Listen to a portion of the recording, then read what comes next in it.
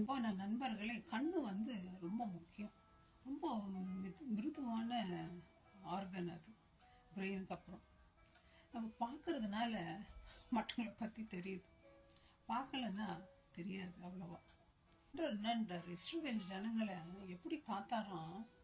நான் படிக்கிறவங்களுக்கு டியூட்ரானமி 32 வசனத்துல 10ஆம் வசனத்துல கடைசி பாகம் முதலிருந்தே பார்க்கலாம். பாழான நிலத்திலும் மூளையிடுதலுள்ள வெறுமையான அவாந்தர வெளியும் அவனை கண்டுபிடித்தார், அவனை நடத்தினார், அவனை உணர்த்தினார், அவனை தமது கண்மணி போல காத்தருளினார். அவருடைய பிள்ளைகளை எப்படி பார்க்கறாரா? கண்மணி போல காப்பாற்றுறாராம். கண்மணி ரொம்ப இம்பார்ட்டன்ட். பைபிள் சொல்லு, இதுதான் ஆவிக்குரிய ஜீவியத்துக்கு விண்டோன்றாங்க. அத ஜன்னலாம். இந்த ஆண்டர் என்னன்றாரு, கண் வெளிச்சமா இருந்தா அவன் சரீரம் முழுவதும் வெளிச்சமா இருக்கும், இல்லாட்டி நீ இருட்டுல இருப்பப்பா அப்படின்றாரு. அது மாத்திரம் இல்ல, தாவீது என்னன்றாரு, ஆண்டவர் ஆப்பிள் ஆஃப் த ஹைன்றார், கண்மணி என்றார்.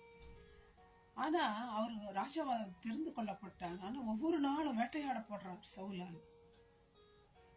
ஆண்டவர் சொல்றாரு, ஏன்பா நீ எவ்வளவுதான் என்னை விட்டு தூரம் விலகி போனாலும், பாவத்துல விழுந்திருந்தாலும், பாவம் செஞ்சு யாரையாவது கண்ணை வச்சு பார்ப்போமா, ஏறிட்டு பார்ப்போமா?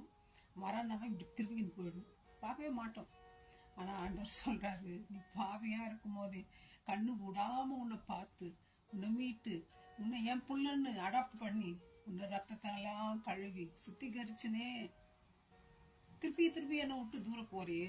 நீ எவ்வளவு தூரம் போனாலும், ஆண்டவர் என்ன சொன்னார், நீ எவ்வளவுதான் தூரம் போனாலும் நான் உன்கிட்ட கிட்ட கிட்ட வரம்பா, நான் உன்னை விட்டு விலகல, உன்னை கைவிடல, என் பார்வை உங்ககிட்ட இருந்து எடுக்கல, உன்னையே தான் பார்த்துட்டு வரேன்ற. ஆண்டவர் என்னன்றாரு, நம்மள கண்மணிய போல காப்பாத்துறாரு.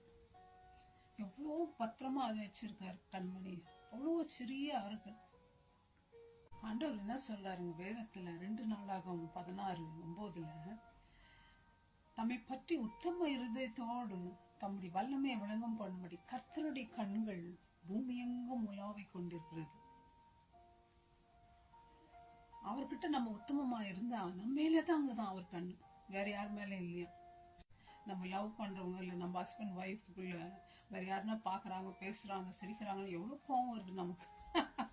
ஆனா ஆண்டவர் என்னன்றாருப்பா, நான் உன்னையே தான் பார்த்துக்கிறேன்றார்.